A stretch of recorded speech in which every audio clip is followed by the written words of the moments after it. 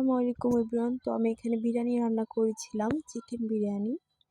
তো আমি কিভাবে চিকেন বিরিয়ানি রান্না করলাম সেই রেসিপিটি যদি তোমরা দেখতে চাও তাহলে অবশ্যই তোমরা আমার ইউটিউব চ্যানেল আফসানা আরমানিতে নক করতে পারো। সেখানে আমি ডেইলি ব্লগ আপলোড করে থাকি এরকম মজার মজার রেসিপি এবং খাওয়া দাওয়ার।